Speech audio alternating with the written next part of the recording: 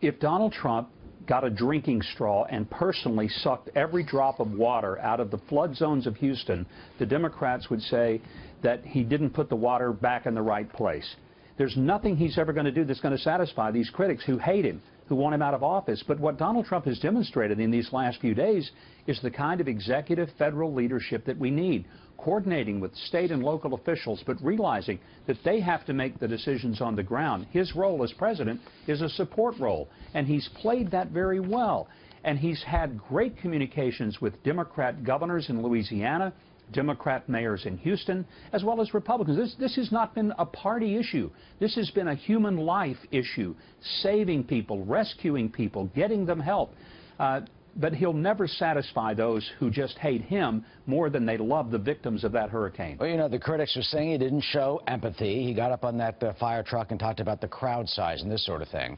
And they're looking at for the president as the comforter-in-chief. You know, remember after the Oklahoma City bombing that helped kind of resurrect Bill Clinton, you know, the hugging type photos, are those just photo ops or very important messages to show that the president of the United States can have emotion and can have affection, or is this not exactly the time for that? Well, I think those are important moments when our officials show that kind of personal touch. But when he was in Texas yesterday, it was largely to meet with officials. He did not want to go to Houston for the obvious reason that his presence there would have disrupted an enormous amount of emergency efforts to save people's lives. I think that is showing empathy, Eric. He's already scheduled to go back this weekend and go to Houston and to be able to see those victims and put his arms around them. So, you know, this is the early stage of what is going to be a very, very long recovery for the people who are affected by these floods. I think right now the criticism of any of the elected officials is misguided.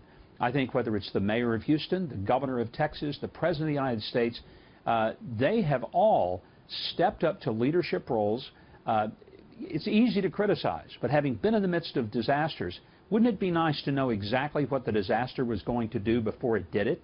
But in this case, they stood up assets, they prepared, they were ready for an onslaught of a major storm, and they have responded to it, I think, very effectively.